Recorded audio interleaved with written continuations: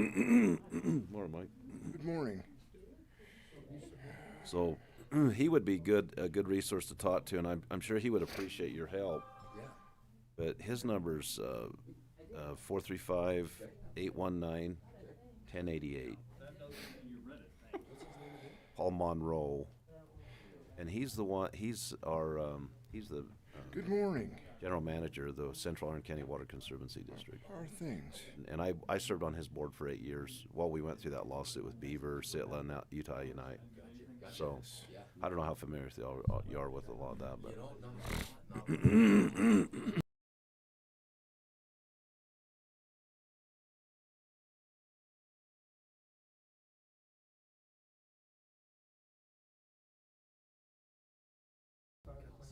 how are you? Oh, cool. I don't know, maybe that's where I'm trying to think where we I know we've met. I ran all week. I know we've met. I just can't remember when. yeah. Well, is your son Didn't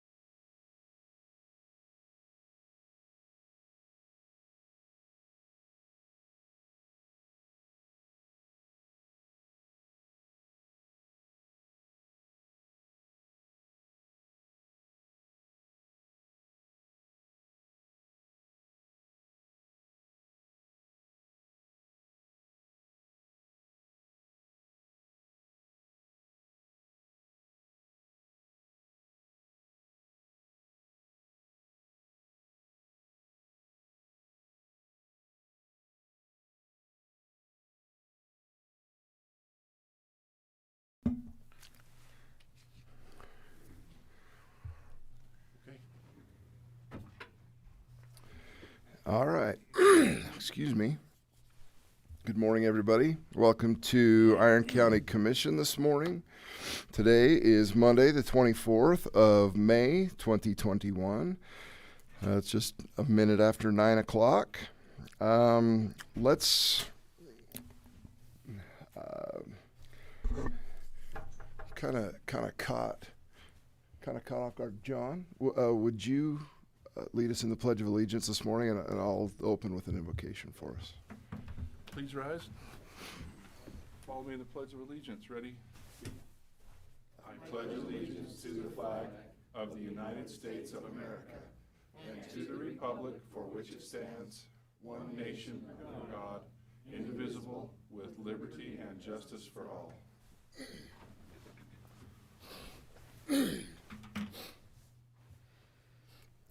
Our Father in heaven, as we come before thee this morning, we're truly grateful for the opportunity to meet and discuss the matters of our county and our communities. Father, we're grateful for our freedoms, the ability to meet openly without fear of retribution. We're grateful for the many blessings that thou hast bestowed upon our county. We're grateful for the moisture that we have received and humbly ask for more. Father, we pray that there will be moisture sufficient enough for our agriculture, for our homes, and to suppress the deadly fires that we anticipate this summer. Father, we're grateful for the blessing of freedom again. Pray that thy Spirit will be with us in this meeting, that we may have open discussions about matters that pertain to the county, and that we'll be led and guided and directed to do those things that are most advantageous and best for our citizens. We're grateful for all of our many blessings and pray for these things in the name of Jesus Christ. Amen.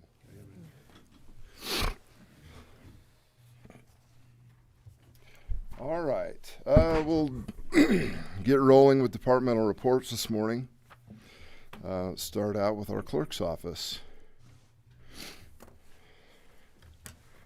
Oh, you know what? Before we do that, let's just approve the minutes really quick. You can walk up there, John. Oh, I'll just say I'll get these off the desk. Housekeeping stuff done. Get those off the desk.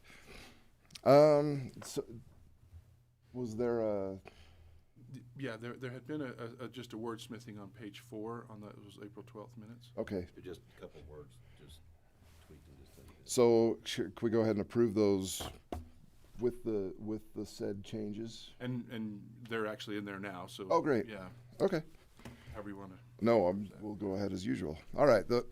So the sets of the minutes that we have this morning are for our April 12th, 2021 meeting, as well as our April 26th, 2021 meeting. Is there any further discussion? You look good. Okay. Call for a motion. I'll move to approve the minutes of April 12th, 2021, as well as April 26th, 2021. Second. All in favor? Aye. Aye. Aye.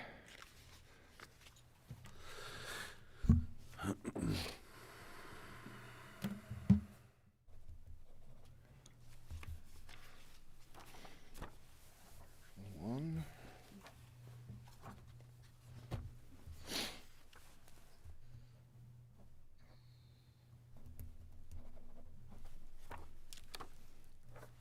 I don't know if you want to do that approval of claims. We Yeah, could let's do do that, that. too. No? I may try and do it again just because it's down the calendar. Is it down the calendar? Well, it's just on the other side of this. Oh, it is on the other side of that. We could. But No? let's Shall do we? it while you walk up there. Okay. I'll move to approval of claims for payments from May 10th, 2021 to May 23rd, 2021. Second. It's been moved and seconded. All in favor? Aye. Who wrote that agenda anyway?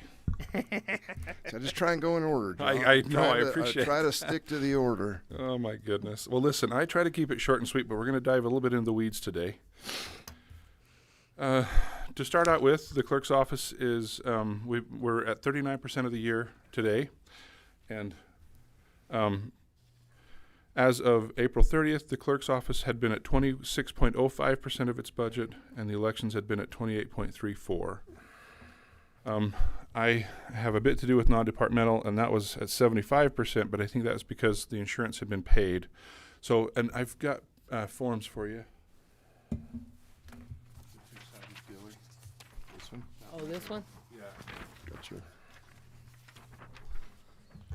So if you look at that highlighted number in the middle on non-departmental reports, which I should have scanned and put up on the screen, but basically insurance has been paid already this year, and that was one of the larger items, which is why non-departmental shows higher than the others. Of course, most of our expense in clerk and elections is employee cost, and at that we're under. The office is doing well. I'm pleased to report that we have been working for several years, myself and a small group with Weber State University and the Aline Walker Election Center there. We've actually developed an accredited election certificate, and we've got the first round of students signed up, and they'll be starting that class later next month. And Jeannie and Chanel are going to go on the first round. So we're pretty excited about that. I think it's going to do For your volunteers? No, that's for like our your full-time staff, Oh, and totally. so the certificate goes over kind of election nuts and bolts, and then it also talks about like some of the bigger, broader questions. Like the first one talks about election workflow, and the second day of it talks about the history of elections, and so each time they meet, they'll have two class periods. One is a kind of a nuts and bolts discussion. Another one is more of a kind of heart of the matter discussion. And the instructor they have, it's through Weber State, and the instructor they have is dynamite. She's a very dynamic professor, and I'm very pleased. It will help not only with existing staff, and this is the same spiel I just gave to the clerk auditor group at UAC, but it will also give us a pipeline of folks who have some election experience. Right now, the only way to get election experience is to start working in elections, and that's good, but we're hoping to kind of have that education element. So I'm pretty excited about that. The hiring process is complete for a new employee. While we're in the hiring process, the position has been offered, and I understand has been accepted. We've been making preparations for that person as far as room in the office and delegation of duties and that. This year, as a census year, where the census results will come out, we are working on re-precincting. So the balancing of precincts, which is important. We've had some that have gotten really out of balance. Some of them are gigantic. Some of them are very rural and have a hard time fielding a caucus meeting.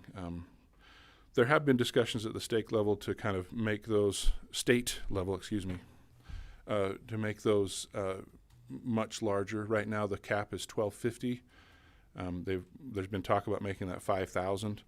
I actually think for Iron County, it makes sense to kind of keep that same number to make the meetings manageable, to make the election results granular enough to be helpful. So we're working on that. It's kind of an interesting process because you have to maintain and consider the different types of election boundaries. So we have House districts, we have school board districts, we have municipal boundaries, and we also, one of the interesting challenges this year in particular is that we have this tremendous growth that has happened over the last 10 years, but we also have growth that has happened this year. So we're able to work with our election software to figure out like a GIS point for every registered voter, and figure out what the density, like a heat map is of where it's growing, where the people are concentrated. But what we have in my conversations with the recorder's office is since 2007 we haven't seen a bunch of subdividing like we have this year, which means we need to try and kind of anticipate that growth in our re-precincting plan as well. So John, Yes, sir. question. So like like for instance, Modena has a seat, right? They ought to Yeah. be lumped in with Newcastle or Burl or Burl, something. yeah, like and that, that's almost a given. right, because yeah. we have that They almost never. special election yeah, every year because right. they never have a meeting. Yeah, and of course that's part of the Republican Party. That's you have to clarify that's in the Republican Party. They have that's their delegates assigned there, and the question is, what do you do with that? And that's and that does present a problem there. But I really do think they haven't fronted a caucus for a long time. Right. So we'll probably lump those together. I would hate to see them go to 5,000. That's way too big, I think. I've felt that as well. They don't have venues that big, do they? No, we To just have- house that many I don't people? think we have venues. The attitude that I've with my colleagues is like, well, we'll let the parties work that out. And I'm like, I understand that, but the parties depend on us as well. So I have no intention of doing that. How So soon are you looking at maybe doing that. shifting boundaries? So this body has to approve the re-precincting, and so we're going to work on it right away. We have to approve for you to start on it, or we have to approve it when it's You done? approve it, yeah, at the end, and I'll definitely involve folks from the elected bodies and also the parties to make sure that. I mean, I hate with every fiber of my being gerrymandering, and I don't want any shade of that. And of course, in this county, we're predominantly there are more Republicans than other people, but I want to reach out to all the parties and make sure that they are comfortable with what we're Definitely. doing, including the Republican Party. So once we do that, it has to be approved by this body, and then it actually goes up to the state as well. So another thing that I've done is requested, basically with Senator Vickers, there is a group of houses and now a trailer park right there by Miltz. And currently, anything on the north side of Highway 14 by Miltz, if you can imagine that area, those few houses there where all the turkeys always are, Yep. that's Yep. the landmark, right? Turkeys. It's not me. Sometimes it is. But anyway, on the north side of that street, those guys are actually part of the unincorporated Bryan Head precinct. And they're like, we don't, Fit. as the crow, if they had a helicopter, you bet. They're really close. But otherwise, they have to drive 40 minutes around to get Oh, to that's like a not- caucus meeting. Yeah. And Change that. yeah, so what basically we're doing is offsetting on that highway to the north about a quarter of a mile for a ways there where they've had those houses and where they've put that new trailer park in. If you recall, that trailer park was on the agenda Yeah. a while ago. Yep. So I've requested that, and that has to be done by the state legislature because that changes the boundary between House 71 and House 72. And so that requires an action of that legislative body because it's a state. So we would House propose, district. and they'd have to ratify it. Approve it. Yeah. So what's our largest precinct? Like 20? What is it? 20 and 20, 25? isn't it? I think 20, and so you're supposed to have Is 1250, it like and 1,800? I think 21 has 2,100, and 25 has like 1,800, Right. and so yeah, it's just unwieldy, especially for, like I say, the local Republican Party. And then there is that consternation that happens with that Modena seat, and we were talking about a huge geographical area, but also there's the challenge that the population is actually, where everything else has grown, they've actually shrunk Yeah. in population. I mean, that just. Was there a comment? Oh, go ahead. Were you talking about District 21 having? You're in 21, aren't you? I'm 20, and we've got 1,004 Oh. Yeah. Oh, in the Republican. it's a big one. Yeah, and I go by total registered voters, and so, shockingly, they're not entirely Republicans. So that precinct is, it might have been 21, I don't know, but I don't have those off the top of my head, but you're in one of the most egregious ones as far I'm as the just, precinct chair, so I know. oh, yes, Yeah, that's a little difficult. right. Any other questions on re-precincting? Just a comment. Would you come up to the microphone? And just by happy coincidence, I'm the chair of the Republican Party of Iron County, And I would like to work with you to solve this problem, because I can promise you, if we're not going to work on it, it's not going to get solved. So let's get together after the meeting and get some time so we can help out each other, okay? Sounds good. Great.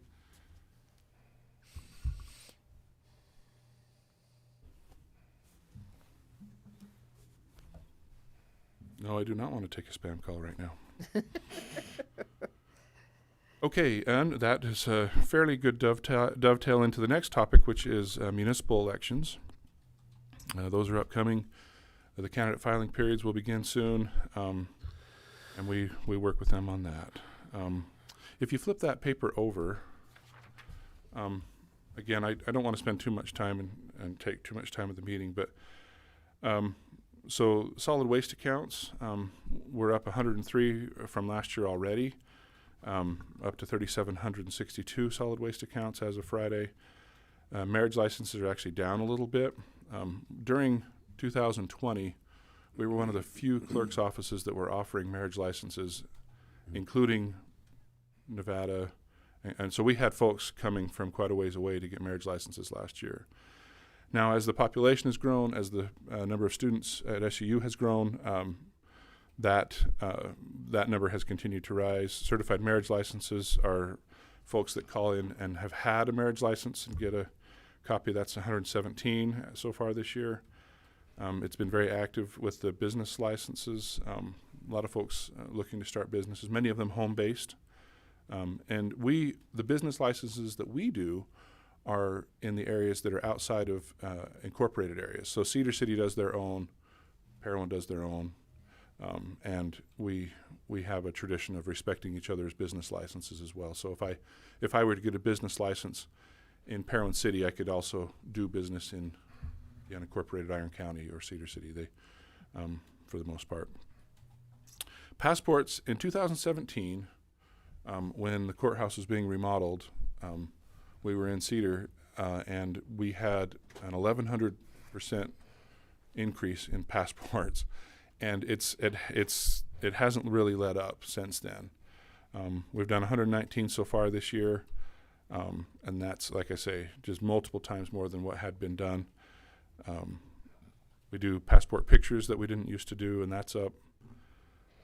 Sewer impact fees, which reflects building in unincorporated Iron County, we've done 35 so far this year, with many more anticipated because of the subdivisions that have been going in. With the insignificant list of real property, which is just an awful mouthful, but that's with that list, we've had a tremendous increase in those parcels moving. We've done 29 so far this year, which is a huge increase. 28,913 active registered voters right now, which is a dip from November.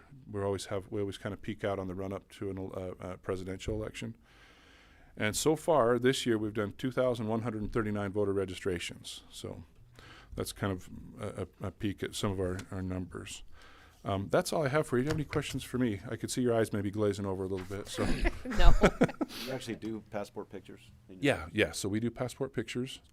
Nice. We don't require an appointment, and we generally ask folks to be there by 4:30, just because it takes some time. If they come right at 5, generally people have to stay late, and we try to avoid. I mean, we'll still help them, but we don't want to rack up overtime because somebody didn't come. So. But yeah, we will help with that, and we've I think gotten a reputation to being very helpful, and a lot of folks will make the drive over here just to not have to make an appointment, kind of have a one-stop shop and have a pleasant experience. And sometimes people come with real challenging passport issues, and we're good to work through those. Do the fingerprinting and all that? No, we don't do fingerprinting. They have to bring that? Or And for a normal passport, that's actually not required. For like visas, that often is. You have to. That's right. Yeah. We did when we adopted Brindley, it was weird. We had to go clear to Salt Lake to get fingerprinted. Yep. And then we paid like $500 to do it. And then after 15 months, they said they expired. I didn't know fingerprints could expire, so we had to go get them done again. Rub them off or something, yeah. And yeah, Oh, no, but we had, so don't know if this is a Big Brother's watching. So my son that's on a mission had to have visa paperwork to get to whichever country, one of the countries that he's supposed to serve in. And so he submitted all of that, but I actually did like 6 sets of fingerprints for him and just didn't date. Oh. So they didn't count. So I'm sure he- no one's listening. No one's listening. I mailed those in, but he had to have 2 sets. We took 6 sets, did a little post date on those. Yeah, and some of those visa processes could be pretty intrusive. My daughter's working on a visa for Spain for study abroad, and they want to know bank account information, and you have to get an apostille from the lieutenant governor's office and all kinds of stuff. Adam, I'd appreciate it if you don't. Take that back to your boss. I couldn't even hear you. Good, good. See, that's Little great. squelch on the back row. All right, thank you. Thanks, John. All right, Curtis, come on down. This will be our report from our Council on Aging.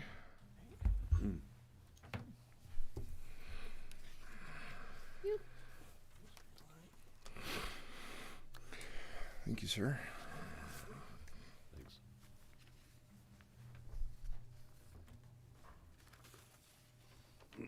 Thanks. Okay. Both the senior centers in Cedar and Parowan are fully open and operational for all activities, services, and meals.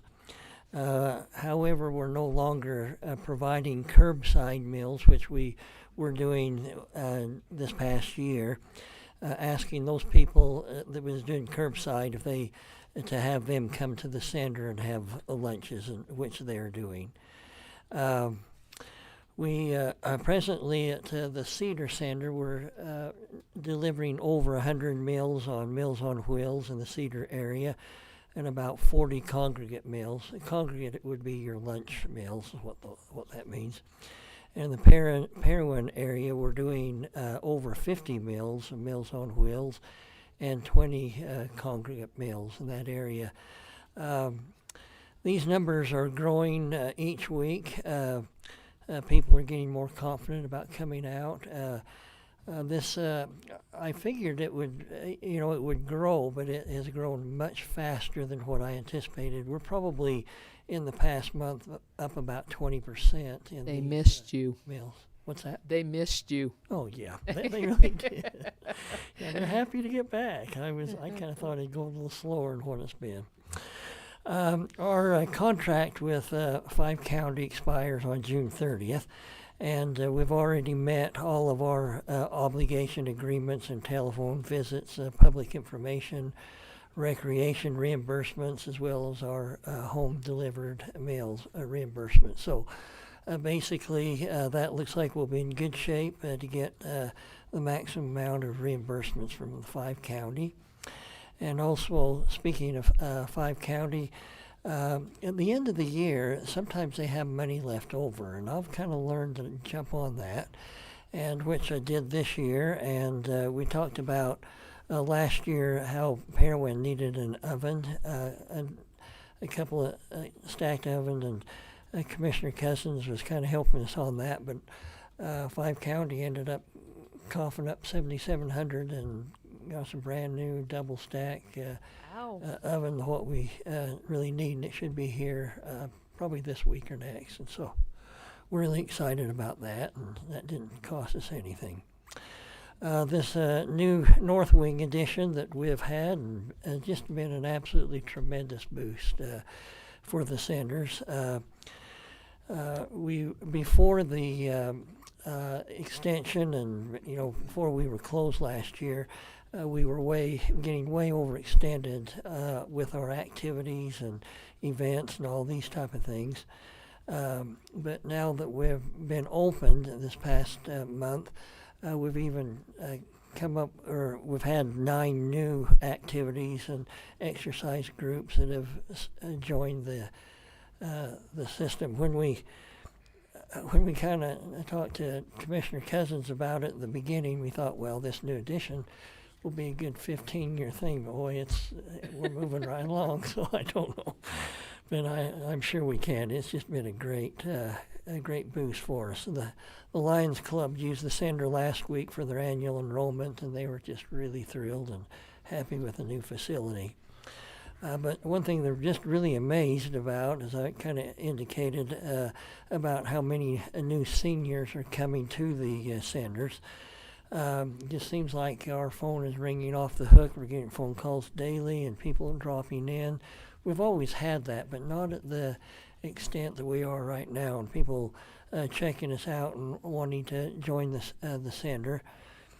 Now the Is it the people Senders, moving in, do you think? what's that? People moving in? Yeah, what I was going to say. Most of the people that come to the senior centers, particularly Cedar, and Pearland that way too, are outside people, Las Vegas, California, that are moving in. We do have some, I would guess maybe 20% that are Cedar, native Cedar or Iron County. But most of them are out of town. They're used to these senior centers and what they do and that type of thing. And so that's where I think the growth is coming from. And with that, they bring a lot of skills and volunteer work along with it. So with that in mind, that new addition, an increase of people coming in and that type of thing. Years ago, I've been the director and the coordinator for the past 6 years. Back at that time, we were using, I guess, about half or less than half of what we are now. And back at that time, the Senders were kind of considered kind of a smaller facility, kind of like Beaver, Kane, Garfield counties, those type of things.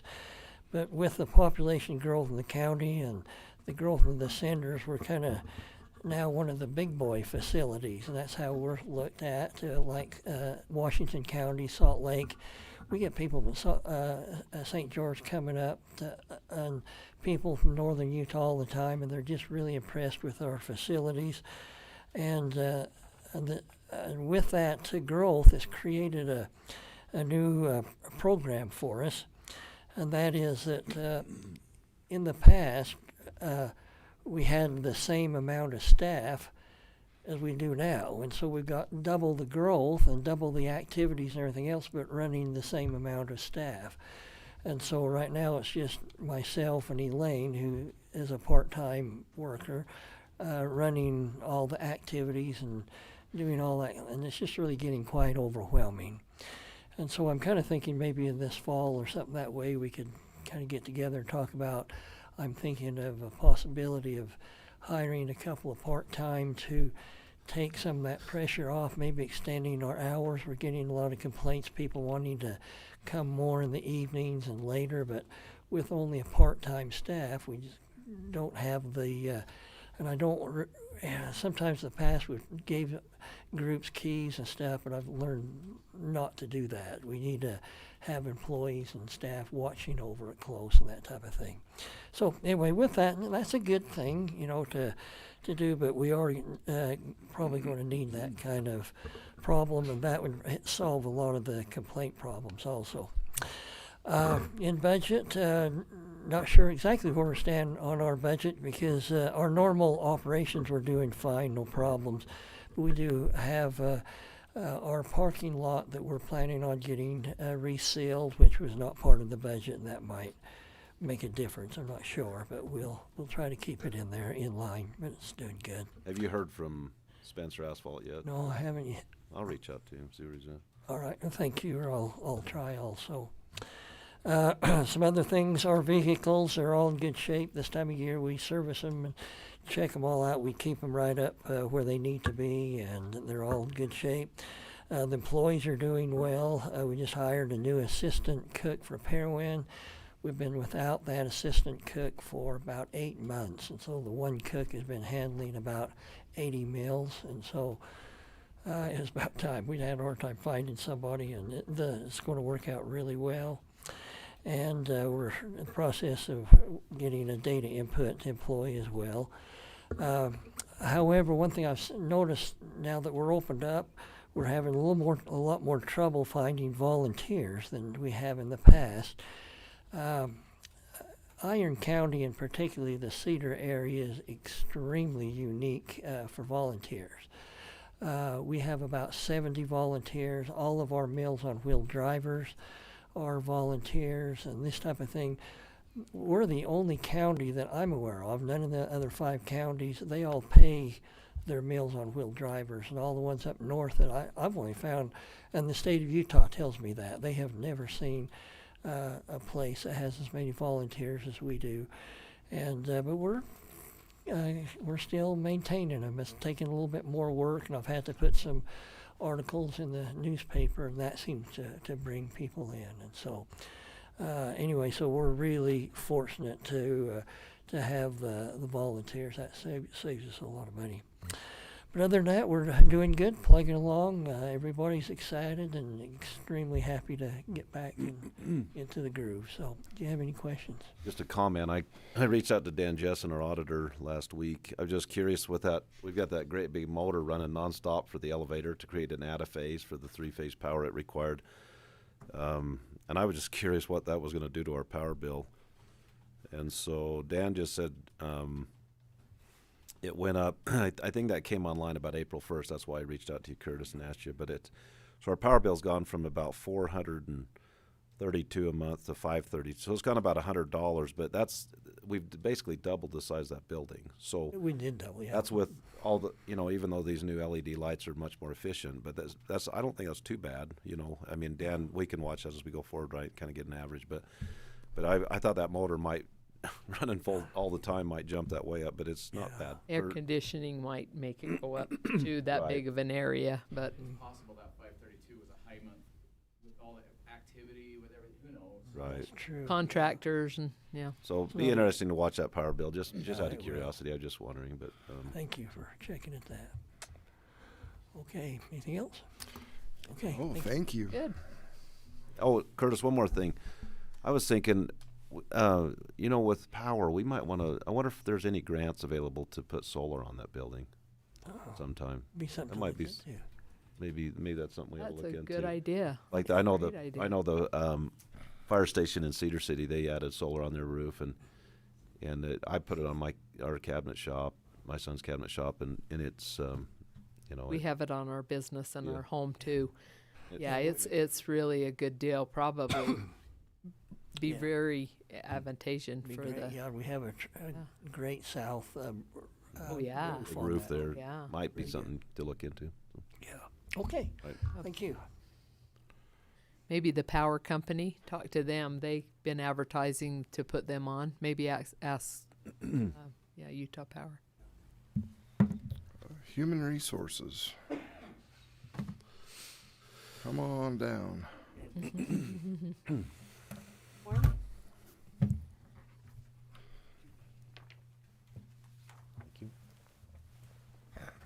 Thank you.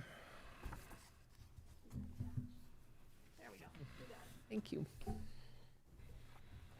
right, good morning. Currently, we are on track within our budget with no current or anticipated budget issues for this year. In hiring and recruiting, since the last HR report, we've posted, interviewed, and hired for the following positions: 1 full-time web developer IT technician, 1 full-time landfill technician, 1 full-time Deputy 1 in the Sheriff's Office Patrol, 1 part-time evidence technician in the Sheriff's Office Patrol, 1 full-time Deputy 1 Sheriff's Office Corrections, 1 full-time medical technician in the Sheriff's Office Corrections, 1 full-time office coordinator in Children's Justice Center, 1 full-time deputy clerical in the assessor's office, 1 full-time seasonal outdoor maintenance technician in the Tourism, Parks, and Rec, 1 internal promotion for the CJC, and several internal promotions within the assessor's office.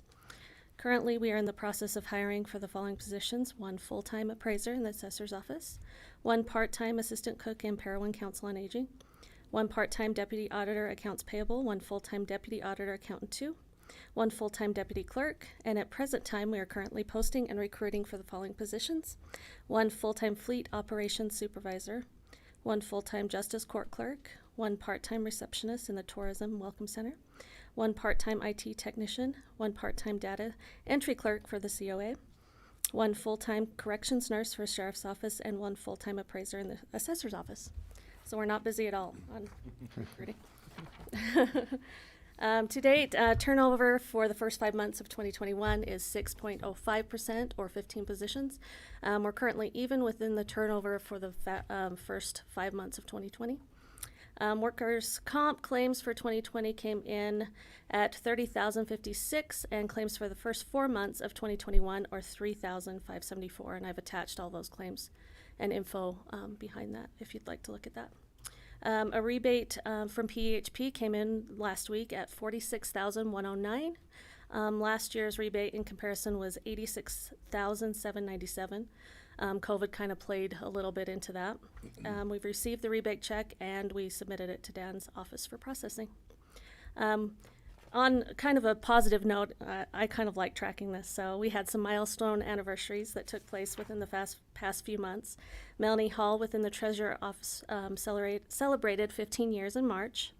In April, Dan Evans in the Roads Department celebrated 15 years. Terry Palmer in the Building and Zoning Department celebrated 25 years. And Nicole Rosenberg in the Treasurer's Office celebrated 20 years. And then in May, Mark Davis, or Bones if we call him, in the Sheriff's Office Corrections celebrated 30 years with Iron County. So I think that's pretty spectacular there. Any questions for me?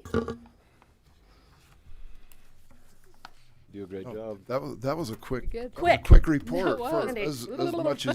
as much as you do. Thank you. No, thank you very much.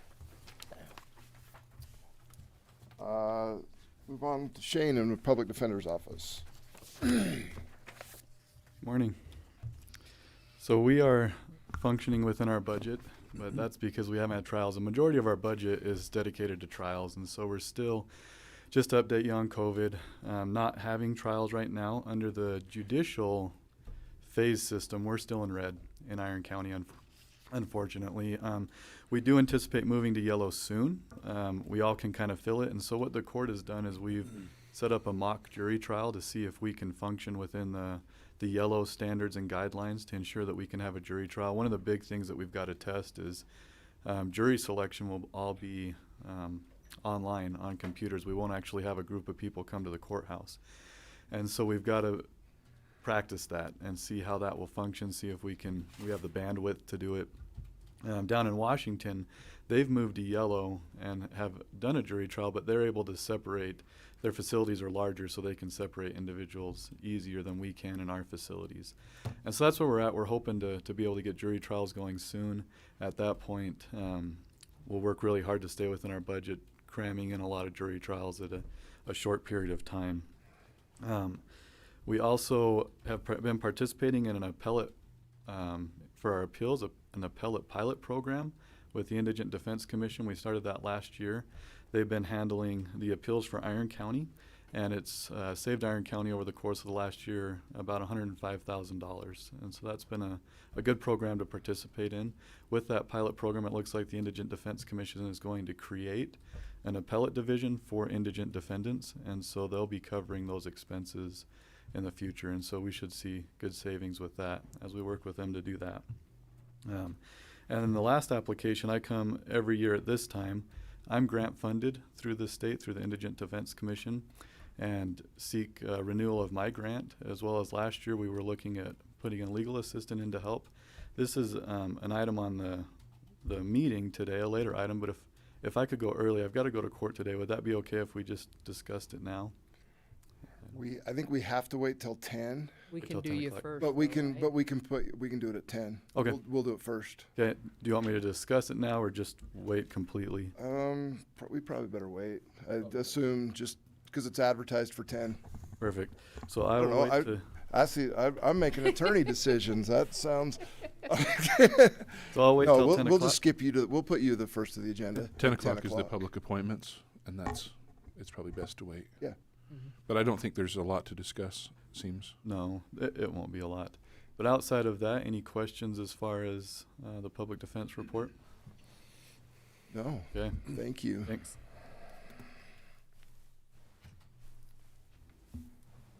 George, with emergency management. Morning, Commissioners. I'll make this quick since somebody needs to get in here at 10. My budgets, we're working well within our budget. It looks like I'm a little over halfway through, but that's somewhat misleading because emergency notification took 20,000 of that out. That's our Everbridge system. So really I'm very well within budget and probably will come in under budget. A couple of weeks ago, or a week ago, Commissioner Blake mentioned a Cedars Highlands fire exercise. It was a full-scale exercise. I won't go too much over that, but we did run out some of our new equipment, our command center and all of that. We worked some bugs out with that, and it was a good exercise. The Red Cross showed up, and we were able to practice evacuations, and so that was good. The Ironman's coming up. I know that's centered primarily in Washington County, but with 20,000 people estimated coming to Washington County for that's going to bleed over into Iron County, and so consequently Washington County and myself are getting together. Our first meeting on 15 June, and there's been some problems in the last couple of years with the Ironman, with the operation, so we're going to plan a tabletop exercise, Iron County and Washington County. So we're having our first meeting up here on the 15th of June. As we mentioned earlier with the Senior Center, we have the best volunteer base certainly in this region. And my CERT is, and my emergency communication people are proof of that. We've got a new CERT group out in Old Irontown. Terry Meisner's formed that group out there, and so he held another class this weekend. Got a real active group out there, so the CERT group just keeps growing. The SIAC, we have a SIAC liaison. That's a statewide information and analysis centers. That's our intelligence organization, our agency in Utah. We had a liaison down here with Stacy, who was out of Washington County, recently lost him, and so the Washington County, two people from Washington County Sheriff's Office and I sat on an interview board, and we're hiring a new one. While they'll be actually placed in Washington County, they'll serve the intelligence needs for all 5 counties in this region, so that was nice. The hospital reached out to Commissioner Blake recently, and they wanted to see all of our toys. And so a few weeks ago, we put everything up, blew a tent up, and had the hospital board show up, and we walked them through all the equipment and all the resources we got. And so that was a good visit. That was the one where we had a real police chase come through the middle of it, so it was good. Yeah. they got the nice added extra bang for their buck.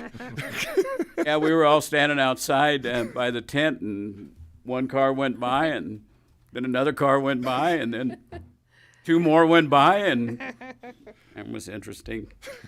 That's about how long the whole thing took. People were like, "What was that?" Like, you just saw a real chase. Highlight of your day, that 10 seconds. SUU just recently held an earthquake exercise, and primarily with their nursing department, they asked me to come in and be an evaluator, and so I went in and evaluated that exercise. Recent state legislation has called for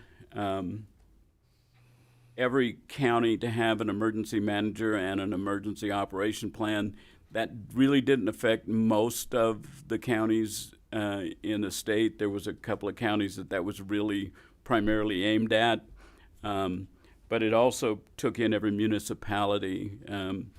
And so there's a quarterly fire chiefs meeting in Iron County that I attend, because traditionally a lot of times the fire chief in small towns ends up as the de facto emergency manager. I brought this legislation up, and offered my help in case their mayors appointed them the emergency manager, and I offered my help in developing an emergency operation plan. But that's one thing that the Canairville and all of Parowan, Paraguna all have to have an emergency manager now, and have to have an actual written emergency operation plan according to state legislation. So they're working on that. Other than that, I'm good. Any questions? No. Thank you. Hopefully we're Thank through distributing masks and gloves. I've got probably the biggest stockpile in the region.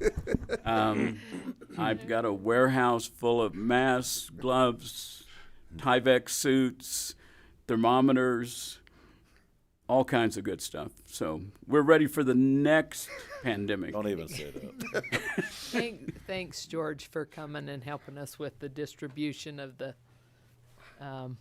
food boxes. That was really nice for you to come help us with Oh, that. my pleasure, Commissioner. My pleasure. All right, thank you. I'm going to throw a. You're good. People hear emergency management. It's interesting. My job as liaison with the emergency management.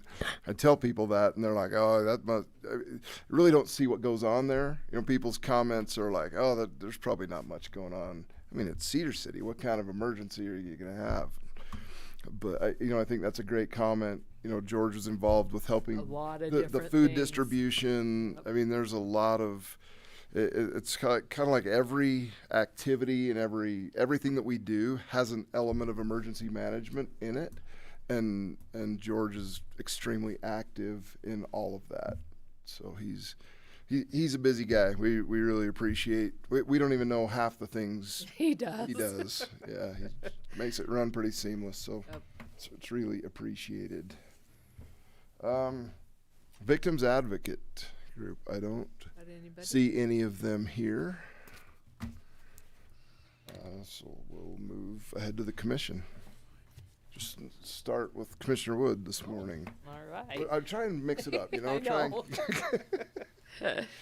So we got to go to the UAC, Utah Association of Counties convention this last couple weeks, and it was really fun.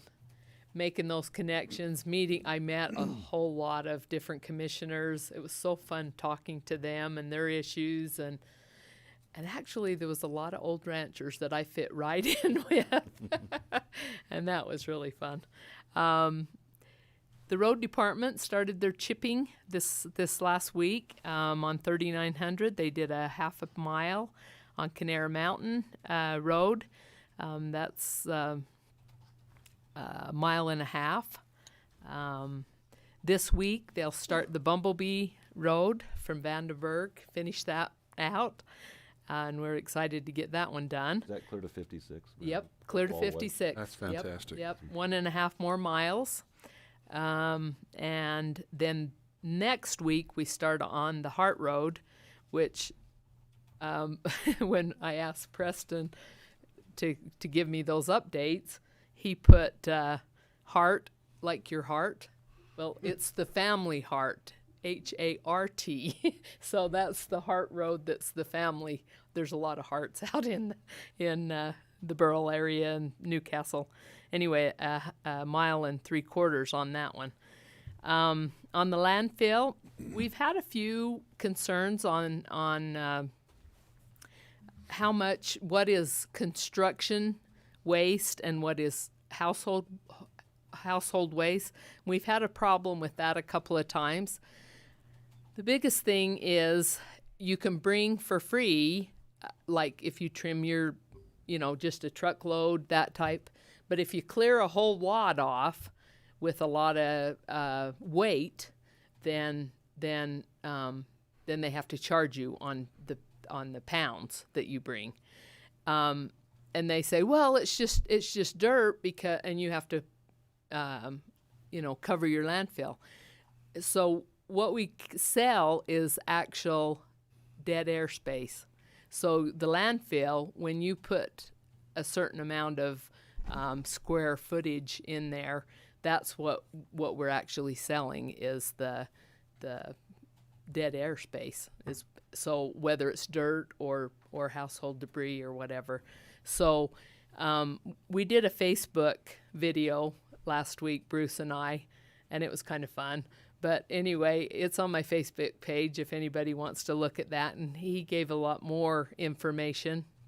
And some of the comments in the gave some more information. So, you know, if you have any issues with that, maybe give that a try. On June 12th, out to Three Peaks, we're finally, after all the years, we're going to be able to have that property handed over from the BLM, and the county will be able to own that property. It's been a long time coming. Lois Bullock and Alma, and I think it was, do you remember, John? I think it was, shoot. I think it was Gene. Gene, Clear it back in was the day of Gene Roundy, yeah. and anyway, but Lois, I guess, was a big part of that when she pushed that through, and got that recreation area. Anyway, on the 12th, we're gonna have a little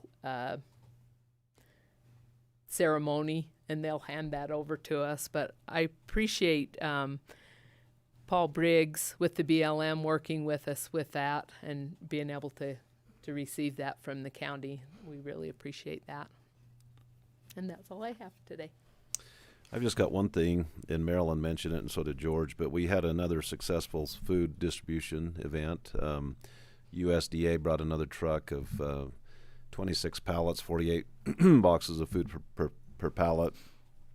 And boy, this one went really smooth. It was really good because you always worry, you advertise this, and it was in the paper, and you worry about, you know, a lot of people showing up that don't get a box and they're disappointed. But it just worked out really. I think we had the line of cars slowed down and eventually stopped, and I think we had maybe 6 or 7 boxes left out of 1,250. So it worked out just right on.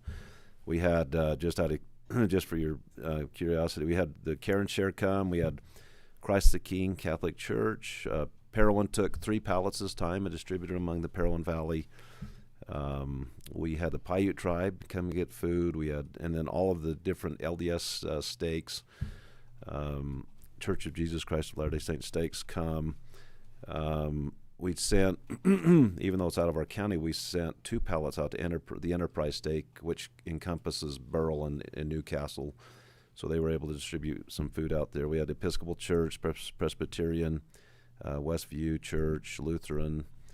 And so we had a good, and we couldn't have done it without these organizations helping us distribute that. So between them picking up large quantities and then the people just coming in their cars, couldn't have worked out better. And I know that there's a lot of people that really did help. So we're grateful for that. I don't know that we'll do another one. I haven't heard from the organizers of that, but. Anyway, we appreciate all the help. In October, I think they're going to actually do another one through the Farm Bureau and the Extension Office. It'll be in conjunction with the Heritage Festival.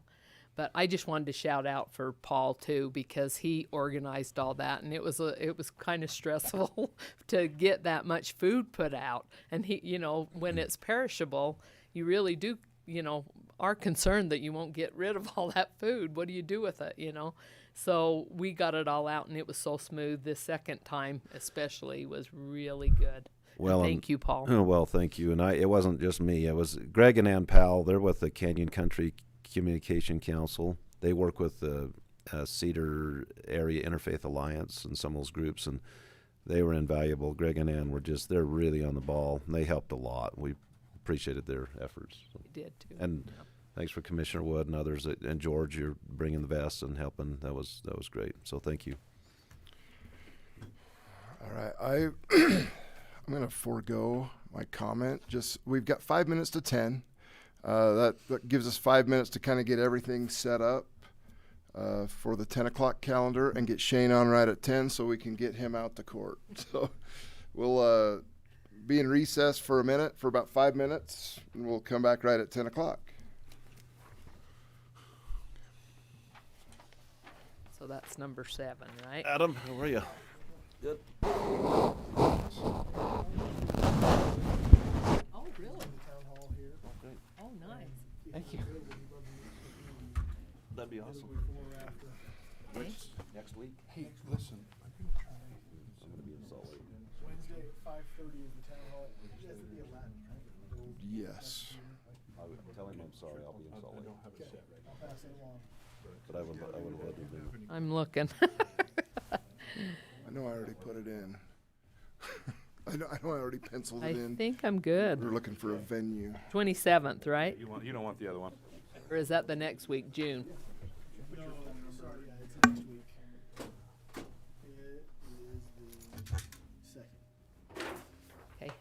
I'm trying to make sure he's gonna be out of Beaver in advance, so I think it'll be right, probably at like 5. Okay, at 5 here. If not, I'll text you. All right. I will And do more than that. I have to write it down or it's not gonna happen. you're at the courthouse, or? Started writing stuff down, and I'm like, Sure. Yeah, yeah. Let's plan on it here. We've got a couple of conference rooms that we can meet in. That'd be great. Yeah, we'll plan that. I think, let me look at my other calendar. I always have two going. Because sometimes it seemed like, yeah, I don't have anything there either on the 2nd. So yeah, that'll work. Okay. Yep. All right, we'll see you Yep. So yeah, I guess it'll just be then, Mike. me and Mike, but that's okay. Okay. That'll be good. Well, it was short notice, I know. but- No, that's all right. That's not very short. Are you kidding me? Well, I mean, if it Yeah, wasn't with 2 Paul. months out and Yeah. stuff. But we ended up having some changes, and he said, Let's do that. "Heroin." I was like, Oh, "What do you wanna do? perfect. What are we going for heroin for?" He goes, "We're doing the town hall." I said, "Oh, I Whitaker or Jay Whitaker? So what time's it at? 5:30. 5:30. So we'll make it 5. If I did type in I, then it's supposed to be J. It's Jay Whitaker for John Whitaker. We're meeting Okay. at St. George later that Yeah. Oh, wow.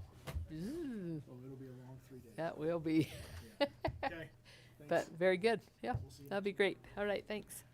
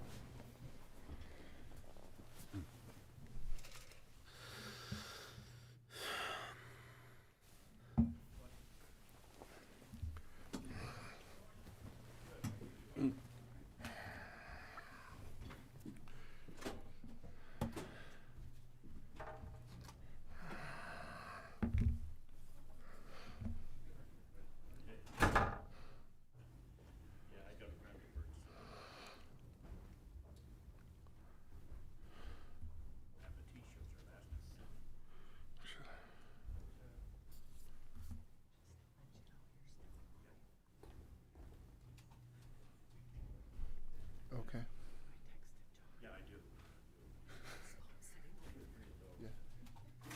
Okay. Oh, shoot. As soon as I pause this, I'll tell you why.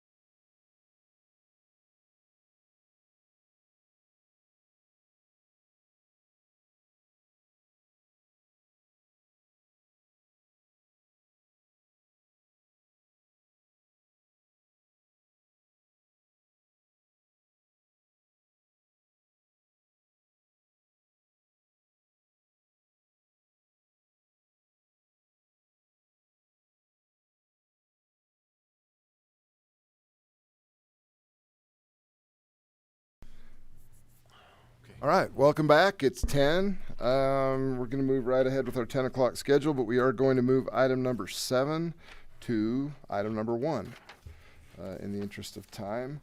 Item number 7 is a discussion and possible approval of a public defender grant application to apply for grant funding through the Indigent Defense Commission, presented by Shane Manueli, who manages our public defender program. Thank you for taking me out of order. Sometimes these Mondays can be busy with court being the same day. So this, as I indicated, we do it every year since I've come on.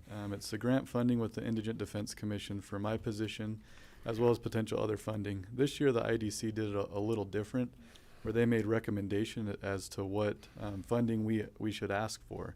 And I think it maybe was for other counties to kind of open their horizons or know that, hey, there's other funding that might be available. And so with this one, I adopted their recommendations.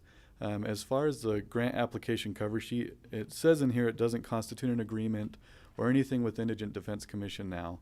It just says that we'd like to be considered for funding, and then I'll come back in a month to let you know what funding has been approved. What could be approved, and I hope is my funding to continue working with Iron County for a year. There's a potential for a legal administrative assistant to be funded, and that will be mainly to help gather data so that we can have better data-driven statistics so that when we come to the commission, we can say, you know, here's how many people we are representing, here's what the numbers are. And there's a potential for an additional attorney. And I spoke with Commissioner Cousins about this, and I do want to bring some data to see if that additional attorney would be appropriate for this area. But those are the potentials that I anticipate could be allowed through the grant and funding we may be able to get. In the past, I feel very confident that my position will be funded, as well as a legal assistant, and then the potential of another attorney that I'll bring to the commission at a later date if that funding is available, and we can decide if we want to utilize that funding. But what I need from you is a signature on the grant application cover sheet to say that we would like to apply for that. Any questions on it before submitting this? I visited with Shane about this last week, and I as I thought about it, I wanted him, and I think the clerical thing's a good thing, if they'll fund it. But as far as another attorney, I asked Shane to produce a spreadsheet showing all of our public defenders, including you, because you take some caseload, right? And to show the cases since January and the types of cases and the workload, just to see if we could justify any more help. Right. Just to make sure we're utilizing what we have before we do that. So yes. And even though we always talk about, it's just a grant from the state. Well, that's our money, right? And it is. And the challenge that we might have is as we grow this, if the funding was ever shut off, it puts a lot of pressure on the council or the commission to continue that, which we don't have the funding to. Right. So. And there are potentials, and I'll discuss it next time if it is funded, for a regional effort. Kane County, Beaver County, and Parowan City have also joined in this grant application to see if there are ways to use the minimum resources that we have in rural areas to share the funding throughout different counties and even a city here. So, any other questions for me? No. Call for a motion. I will move to approve the public defender grant application to apply for grant funding through the Indigent Defense Commission. And that's not approving it, but it's simply to give you the authority to apply for the grant, and then we go from there. Yes. Thanks. Second.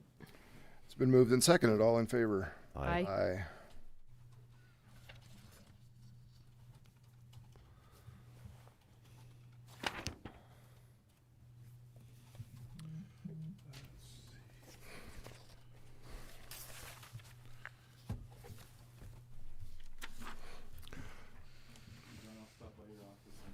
Okay. Yeah, thank you. Thanks, Shane. Thanks. All right, we'll go to number 1 on the agenda today, which is a public hearing for a community development block grant. This will be the second hearing to discuss the project, the Newcastle Fire Department Fire Station, to include a new 100-foot by 50-foot building with fire equipment bays, office space, storage, and a community meeting room. Turn the time over to Reed Erickson. Good morning, Commissioners.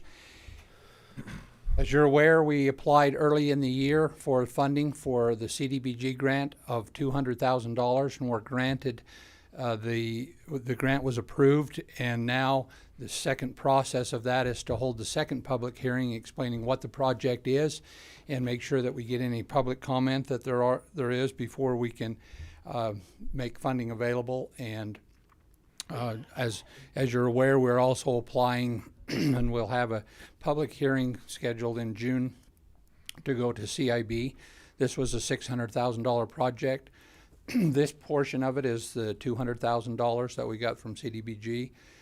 We're applying for $300,000 from the Community Impact Board, and then we budgeted, excuse me, $100,000 on the amended budget the last meeting. So I don't really think I have anything else on this, and there's a thing that needs to be read by the commission chair, which I did also put up here, but he can read that, and then we'll open the public hearing. Thank you. This hearing was called to allow all citizens to provide input concerning the project that was awarded under the 2021 Community Development Block Grant Program. Iron County has amended its capital investment plan, which is available for interested persons to review, and has decided to apply for funds on behalf of the Newcastle Fire Department Station, located at 72 West Utah Highway 56, Newcastle, Utah. Reed Erickson will be the project manager for this project. The application was successful in the regional rating and ranking process, and the Newcastle Fire Station project has been awarded $200,000. The project at the Newcastle Fire Station includes the addition of a new 100 by 50 foot building, including 2 large bays for existing fire equipment, with a 50 by 50 foot office with second floor storage and meeting room space. Will anyone with questions, comments, or suggestions during the public hearing please identify themselves by name before they speak? The clerk will include your names in the minutes. We would like to specifically respond to your questions and suggestions during this hearing. At this point, Chair declares the public hearing open.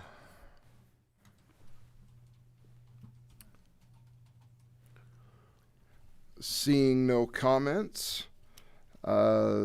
Chair will declare the public hearing closed.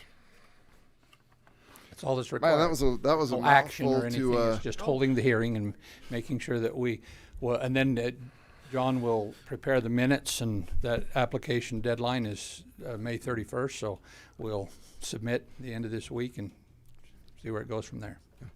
You know, interestingly enough, on the first public hearing that we held, we added a couple of words that they didn't like. Therefore, we had to have an additional, like an emergency public hearing on another day. And so we were provided what to say, so that because we added a word on the last one that they didn't like. So that's probably a good by way reading to do that, it. hopefully it saved us a whole other day of coming back for another public hearing. Yeah, thank you. All right. Number 2, public hearing and discussion of possible approval of proposed road dedication subdivision. This will be Fiddler's Canyon LLC road dedication subdivision. There's 3 remaining parcels as described on the agenda. Turn the time again to Mr. Erickson. Okay, this is a project that has been recommended by the Planning Commission to approve a road dedication subdivision. You can see here in the vicinity plan that it's just past the Y on the Iron Springs Road. Road dedication subdivisions are a provision that allow for the minimum number of lots to be created after a road is dedicated. And the development standards, this application meets the development standards for the subdivision. You can see the property outlined in yellow here. This is about 280 acres approximately that represent this area, and the road this is the area of the subdivision. This is what the subdivision road looks like that would be dedicated. This is often used in industrial or commercial areas or master planned areas where there's not currently a road into the area, and they don't know yet what the demand will be for a particular lot size. And so in order to do a minor subdivision, it has to have frontage on a county improved dedicated road. So now we're doing the road first so that it provides opportunities. And we've already met with the applicant a couple of times on looking at a master plan for the area on rezoning, and that'll require a general plan amendment because it's in the Tier 4 and part of it's in the Tier 2. So they'll be coming back in the August Planning Commission meeting, and we'll run that back through for some rezones and general plan amendment for the tiering. But the idea is to create a road off of the Iron Springs Road that runs south a little bit and then goes west through this property so that it gives them opportunity to divide that up. Part of the subdivision does require that the road improvement be done. Currently, the property is zoned A20. And so the standard for subdivision in A20 is a gravel standard county road.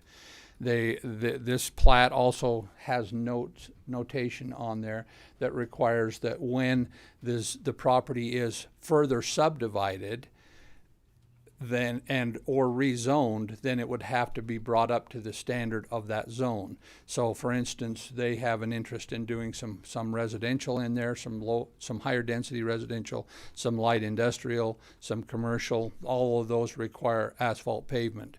So we'll get the base in and get a gravel road now, and then when the property is rezoned and subdivided, then it would have to be paved for those sections that would apply to that particular zoning. So there is water available here through the Water Conservancy District. They have talked to the city about sewer, and it's not available because there's only a pressurized line that takes sewer from across the road there in the Port 15 area back to the west. So they are aware that any subdivision of lots smaller than 5 acres would require central sewer. They are investigating a new sewer system for that area. They're master planning the whole area and trying to figure out how to do that. They have GEM Engineering working on that, and I've gotten a letter from them indicating that it's possible to do a sewer system out in that area for it to drain, and they own about 1,128 acres, I think is what it is, out to the west and south of that they're doing a master plan for that area, and will have to have a sewer system to accommodate their plans. So we look at this level saying the feasibility of doing a road dedication with the kinds of uses that they have in mind makes sense. The Planning Commission felt that it was appropriate. The road ties down to the bottom. We've worked with the developer, and they were good to work with in terms of trying to move that road up to the very top of their property so that we can move it far enough away from where 5300 West Belt Route comes through there. We've had several discussions with them on that. We appreciate their willingness to work with us on accommodating that for the future. They're also dedicating the 50 feet along the Belt Route on the far east side of their property, and so they've been really good to work with, and the County Planning Commission recommended approval for this subdivision. So on the sewer system, would that be a private sewer system then? There's two options. They have to create, it is a private sewer system, but it has to be run by a public entity, and they would have to create a sewer district or convince the Water Conservancy District that that's part of their mission. We've had some of those discussions in the past, and they've kind of resisted going that direction. But I think as we continue to see more development in the county, it may be appropriate for that discussion to move forward again. We'll see, but at the minimum, they would have to create their own service area. Would it be a special service area for a district that would. Would it be a lagoon type system, or? There are two. They are looking at what options they have, either a mechanical plant or a lagoon system. Lagoon system is what they're leaning towards right now. Can accommodate at a cheaper bill than and maintenance. And they have room to do that on the property down on the very south. The property all drains to the southwest in this property, and so they own enough property and have area out there that will be part of that discussion that we have with the master plan for the zoning, and when they look at doing zoning changes in those areas that'll have to accommodate that sewer. Then we'll have that discussion, and they'll have to go through the process of creating that special service district. And that'll be a public hearing process as well to determine whether, you know, the neighbors out there think it's a good place for a sewer lagoon and another sewer system, or, you They know, how don't, that's all gonna work. probably. And so those are all things that we will have to pass as we go through it. But this is kind of a first step that allows them, at least for this east 280 acres, that they could accommodate, you know, with the current zoning, and some light industrial zoning that they could get started with their project that wouldn't require the sewer system, because they could have at least 5 acre lots. Question? I have a question. There was, can you put the map back up there? That subdivision to the, I think, south, isn't that? There's several lots down there. Yeah, these are 5 acre lots Yeah, right those here. 5 acre lots. Uh-huh. There was some. There were a couple of people at the planning Yeah, commission who yeah, are they- commented a concern about I wondered about traffic that. from that area coming down through their subdivision, Yeah. because their roads are not very good, and they're concerned about any additional traffic coming through that area I would would say make the they would roads worse. And probably use that road. my comment at the meeting was, well, I think you'll find this delightful to be able to come out and go on a better road to get out of your subdivision in that area. And there's really, from my perspective, there was no reason for anybody in that new subdivision area to go down through there, because they can't get out. Yeah. They've got to come back up to get out of that area. So Yeah, it wasn't really the planning commission didn't feel like that was a real concern. concerned. Yeah, okay. Okay. Chair will declare the public hearing open in discussion of item number 2. Seeing no comments, we'll declare the public hearing closed and call for, well, any further discussion, and then call for a motion. So the motion would just need to include the variation that water is not being required right now until such time of subdivision or a building permit is required, because through the road dedication, we can defer, because it's not being subdivided and additional lots created, that just creates the minimum number of lots, and the connections are required or improvements at the time of either subdivision or building permit. So that's the only variation that would be required, is variation for water requirement being done right now in the subdivision. Okay. We won't need that right now. Right. Okay. I'll move for approval of a proposed road dedication subdivision, Fiddler's Canyon LLC, road dedication subdivision, 3 remainder parcels, approximately 280 acres, located within section 10 and 11, with no water requirement at this time, later on. Second. It's been moved and seconded. Excuse me. All in favor? Aye. Aye. All right. Move on to number 3, which is a public hearing, discussion and possible approval of proposed zone change from agricultural 20, A20, to rural agriculture 20, RA20, as described. This is 185.66 acres, located at approximately 3,400 south, 7,700 west. And the rest of the legal description is on the agenda. Mr. Erickson. Thank you. This, you can see by the vicinity plan, has a star down on the bottom left-hand corner. This property is located just on the south end of Quichapa, on the west side of 7700 West, or Lake Road, as we refer to it. It's out of the Tier 2 in a Tier 4 area. It's immediately east of the Sunset subdivision that you're familiar with, where we just did a road improvement project on that. And it includes the property where the star is located. It's adjacent to other RA20 on the east side and R5 on the south. The property has currently a pivot on it in commercial production. The proposal and my explanation will include this agenda item for 3 and for number 4, which is a preliminary plat subdivision. the property has to be rezoned in order to qualify to be divided in more than 4 lots in the A20 zone. You can only have a maximum of 4 lots because A20 is more geared towards agriculture, and the RA20 is the area that if they're going to be housing on 20-acre lots, we target that RA20 zone, and that's the purpose for the zone change, is to include this property. This is how the property will be divided. This is the subdivision proposal for preliminary plat. Both the zone change and the subdivision were recommended by the Planning Commission for approval. You can see here that this property, of course, is in Tier 4, so it has to be 20-acre lots, but it is on a central water system.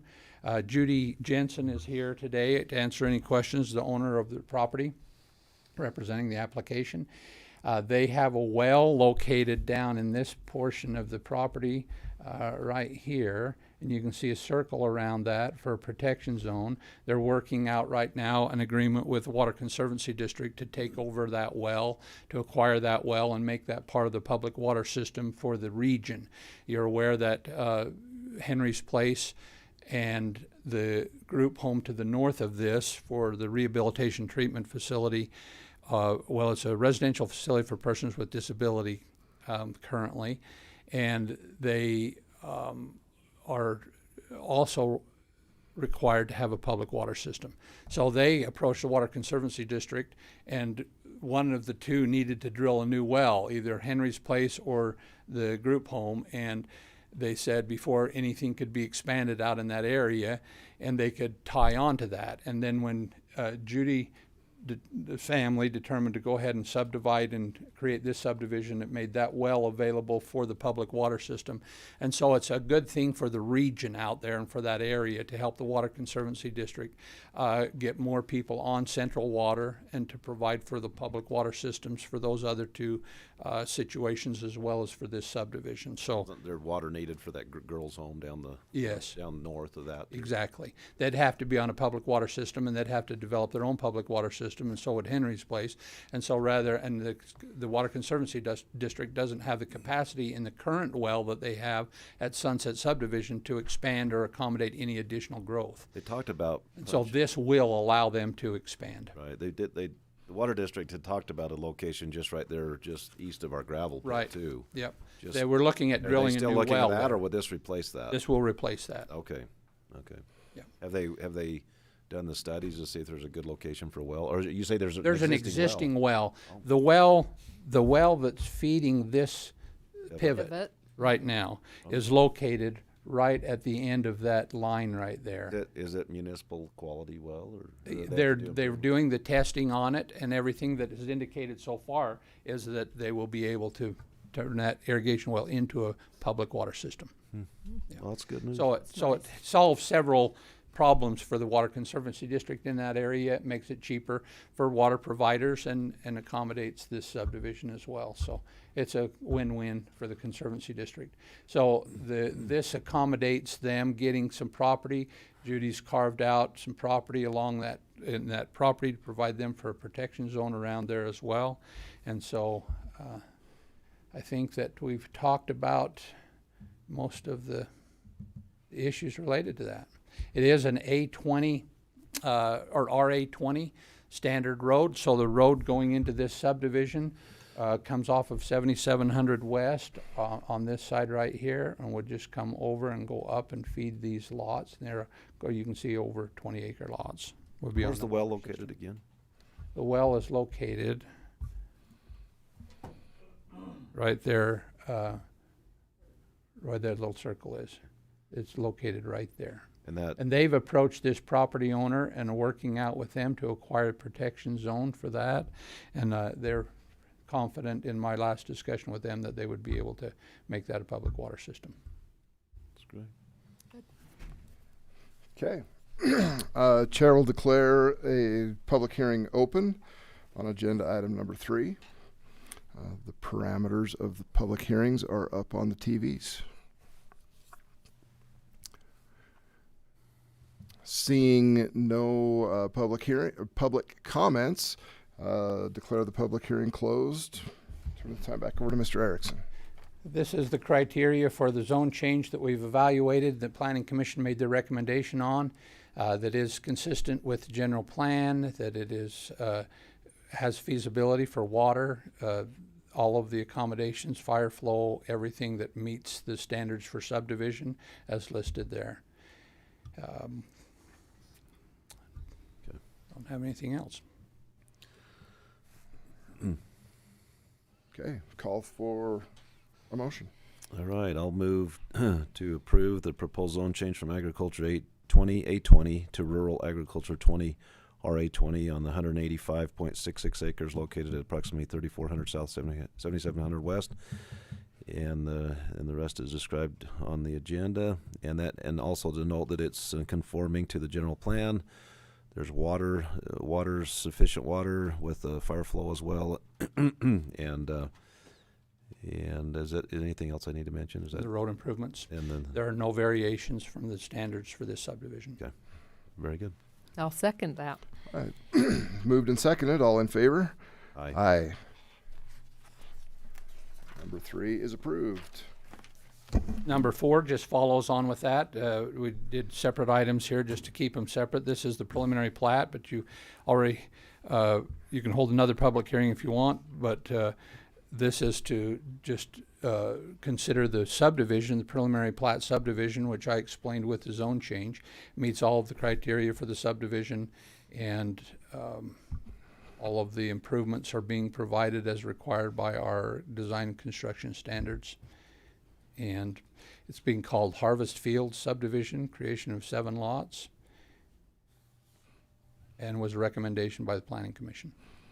Okay, just for the record, this is item, excuse me, this item on the agenda is discussion and possible approval of a proposed subdivision preliminary plat, Harvest Fields subdivision, 7 lots, 173 acres, located at approximately 3,400 south, 7,700 west, Cedar City. The rest of the legal description is provided in the agenda.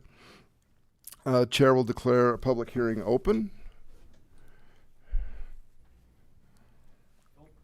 We do. I do. We do have one taker. Turn off the mic quick. My name's William Pressgrove. The only question I have is on this new Harvest Field subdivision and the Sunset subdivision. I've been out there. They've got standpipes for fire on the Sunset. Will this subdivision also have the standpipes so that they have fire protection? That's part of why it's being tied into the public water system, so that it can also provide fire flow. Okay, that's all my question. Thank you. See you there. Harmless. It's painless. All right. Seeing no other comments, Chair will declare this public hearing closed. I think. Do we need more description? I think we've got it. Do you have additional questions? No. All right. We'll call for a motion. Move for approval of the proposed subdivision preliminary plat, Harvest Fields, subdivision 7 lots, 173 acres, located at approximately 3,400 south, 7,700 west, Cedar City, Utah. Second. With all amendments, huh? Okay. Is that good? Good. It's been moved and seconded. All in favor? Aye. Aye. All right. Move on to number 5, which is a public hearing, discussion, and possible approval of proposed lot vacation and minor subdivision. Vacate Lot 8, Meadows Ranch amended subdivision, and Benjamin Jessup minor subdivision. It's approximately 37.72 acres located at 5583 South, 600 South? I don't think that's right. Isn't it supposed to be west? South and south? Yeah, south and south. All right, it is 5583 west, Okay. 600 south. Thank that you. makes more sense. It's really south. I saw that and I told my husband, I said, I think can you that's be my south error. and south? Apologies. That's all right. The S and the W are next to each other on the keyboard. It's just Sorry, fine. we didn't catch that. So this will be located at 5583 West, 600 South. Go ahead. The legal description is included Okay, Put it this on the agenda. image is an aerial representing the property. You can see the 40-acre piece. You can see this is looking south, so this is the east boundary of the property. This is 600 south. On the back of the property is the drainage for the Quichpaw drainage, and this is 5700 West Belt Route on the west side of the property. So as you can see here, just out there in the valley on the east side of Quichpaw Lake between 5700, or just east of 5700 West. The property is currently zoned RA20. This is the 40-acre lot where the star is. You can see it's surrounded by other RA20. So this property is being proposed to be split into two, let me get the, what did I do with the, don't even have here is the, I don't know why I didn't have a slide of that, but here is the subdivision plat. This is We what have it it. looks like. We have it on ours. I grabbed it up, an older Why is the version. reason for the jog? Just To curious. accommodate the setbacks of the Oh. existing house. Oh, I see. So I see. essentially, They had to come over that accommodate far. the setbacks on this house rather than just splitting it down the middle. Oh, it's right in the middle. This house. So they're coming off this side and coming back like this. I see. That makes They're both sense. equal Makes sense. size. You'll note that even though it is RA20, each lot is not 20 acres. They're only 18 point something acres because there wasn't 40 acres to start with, and that's okay because the missing acreage is taken up by the additional width of Roads. 5700 west and 600 south, which our ordinance allows for lots to go down to 18 acres and still be legal lots in the A20 zone when a portion of the lot is used for roads. So it is, Mr. Chairman. Question from Bill in the back. This does require a public hearing. Do you want to take it then, or do you want to take? I just wanted to point out that 1,000 south Bill, could you come up to the microphone, please? edge of that 40-acre plot.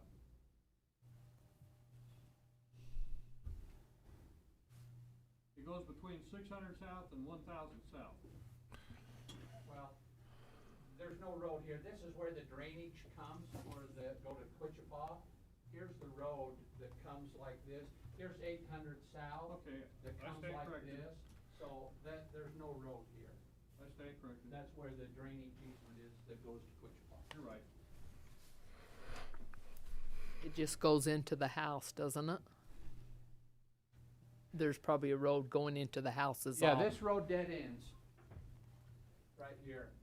This is 600 south. It dead ends right here. This is the drainage, the Quichpaw drainage channel right here. This is SUU Farm Oh, yeah. right here. So there are no. This subdivision is a vacate and amend because Lot 8 was a 40-acre lot in the subdivision. Now we're vacating that and amending it to accommodate by a minor subdivision and splitting that lot into two parcels. Okay, Chair would declare the public hearing open on agenda item number 5. Seeing no comments, we'll declare the public hearing closed. Turn the time back over to Mr. Erickson. I didn't mention that this is currently on the Central Iron County Water Conservancy District system, has hydrants. Everything is accommodated already for the subdivision, and they'll be served by septic. The road is a county improved standard road maintained on the county maintenance system. So there are no other requirements for that. And that's why there are no variations requested. That meets all of the standards for the subdivision. All right. So before I make a motion, I have a question or request. Mhm. John, and this is for you too.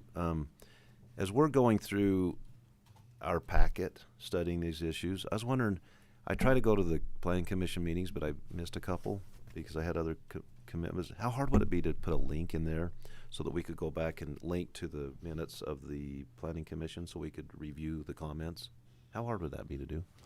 Would that be difficult? You know what I'm saying? So we could, so when we get the packet and The we're. challenge is, of Is that, course, would those meetings be posted yet? no, that's the Okay. problem. They wouldn't be posted yet. Right. Okay, that's what I was wondering. Okay, all right. It It would sure- just, it would sure help helps a if lot you because can then Or be any there. if we had questions. questions, we could review the comments and have some background. but- Sure. Okay, Um, if Well, it's, they're not public they're at not that point, posted. but often there's a draft, but even then, sometimes there isn't until kind of right up before the meeting. Yeah. okay, Darn it. I was trying to think of another solution on that, but. okay, well, we can think about that. Anyway, I'll go ahead, are you ready for a motion? Yeah, please. I'll go ahead and move to approve, we're on 5, right? Yes. Approve the proposed lot vacation and minor subdivision, vacate Lot 8, Meadows Ranch amended subdivision, and Benjamin Jessup minor subdivision, and as the rest of it as noted on the agenda.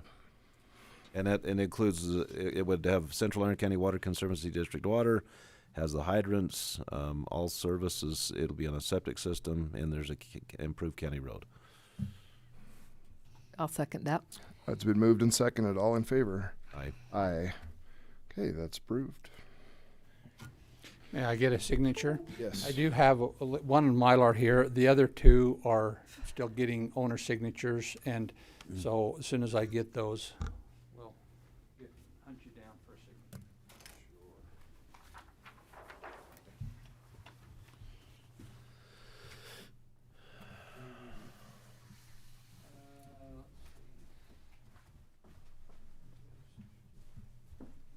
Yes, John.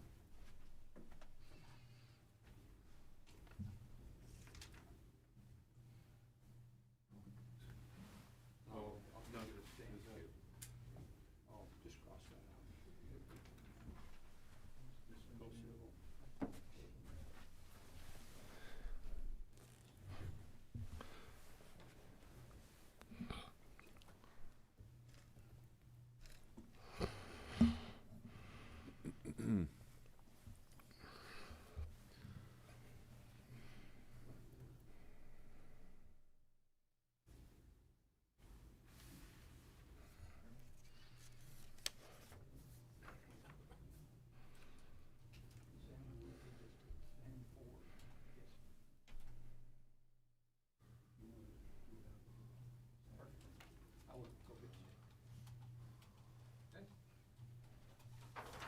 Thank you.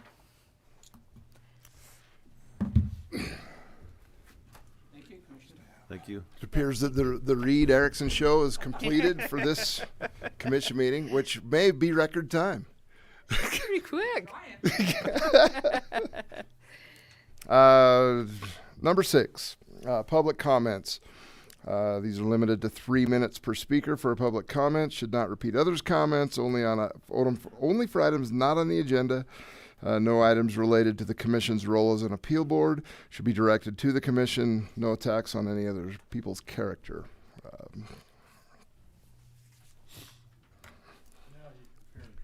Uh-oh.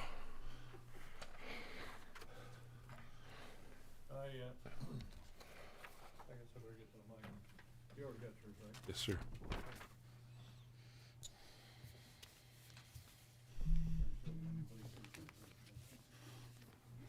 My name's William Pressgrove.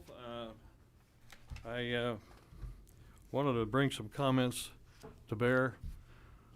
When we first opened this meeting, we stood up and we pledged allegiance to that flag. Has it become just rhetoric?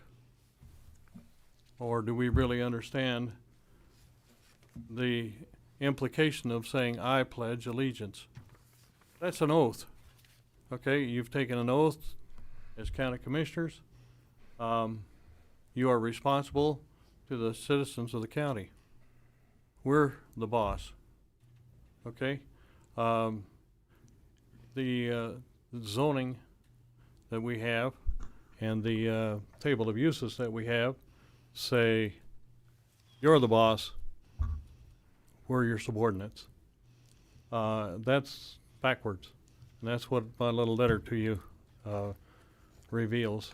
And I want you to really take to heart the consideration of the words inherent and inalienable. we can't change the meaning of those words. They have to be the meaning that the founders of the Utah Constitution put there. That means that nobody can take them away. But yet the zoning and the table of uses tells me what I can and can't do with my property, which is taking away my right to acquire, possess, and protect property. That protect property, who am I protecting that property from?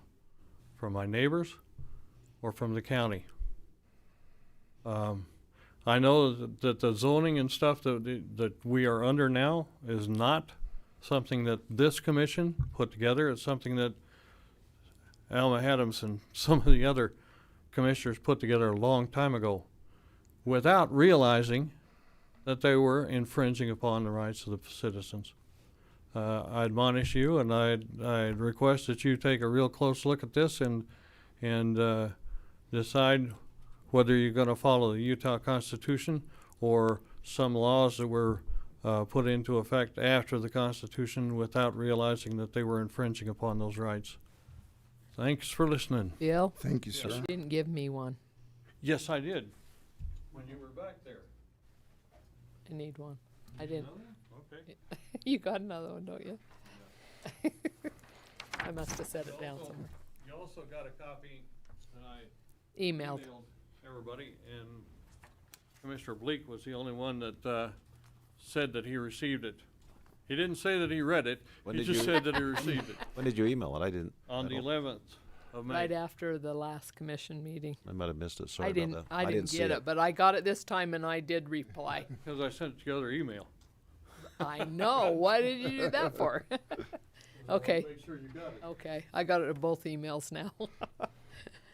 Bill, I'll say, and at the risk of having Sam throw something at me, I will respond a little bit because we're not supposed to respond unless it's an agenda item. We're not supposed to have a lot of back and forth. But there are things in our code that is on my radar that as I've come across them that's troubled me that I think needs a change, and it's on my radar. So it's coming slowly, but that's something I'm working on. So thanks. Mike Edwards sure changed the way he looks. His placard isn't up there, it's all right. He got more handsome, didn't he? Ouch. I hope he's not. All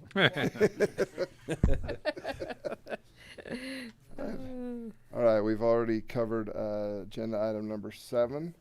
Move on to agenda item number 8.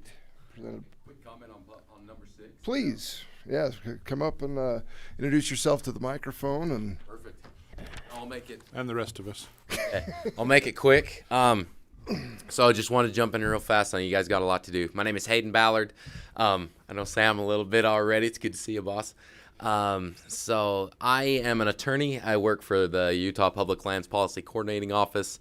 I've already visited with you guys a little bit about that. But just so you know, I live and work in Beaver right now. And so I cover kind of the 4 counties in the West Desert. I cover Iron, Beaver, Millard, and Juab, just kind of all federal land issues that affect those 4 counties. So I'm very familiar with the issues that face southern Utah. Grew up on the Arizona Strip. I grew up in Fredonia, but I went to college at SUU, so proud Thunderbird, I guess.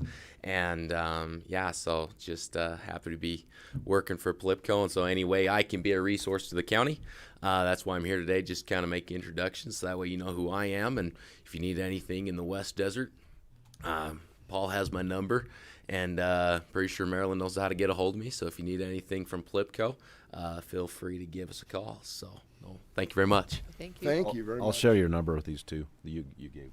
Perfect. Thank you, guys. Thank you, sir. All right, Mr. Jessen. Come on down for number 8 and 9. First one is pretty much boilerplate. What we do every year, we just have to renew our contract with the library. It's $130,000. This is for the bookmobile, which is Iron County Bookmobile, which is ran by the state library system. And so this is Pretty standard. I can answer any questions on it. There isn't anything for you to sign because I have to do it digitally, but I wanted to get you guys to approve it, and then I'll go ahead and just digitally authorize it. What other, so we pay a portion of that, right? The state kicks in So some? this is entirely funded by our the library property tax levy. We collect it, divvy it all up based on a calculation that I do with ownership, or land value, and so we send a portion of it to Cedar City, a portion of it to Parowan, and then the balance of it goes to the state, which runs the library system. The state kicks in a bunch of money to run it. It costs a lot more than that $130,000 to run it, but the state covers that with the balance.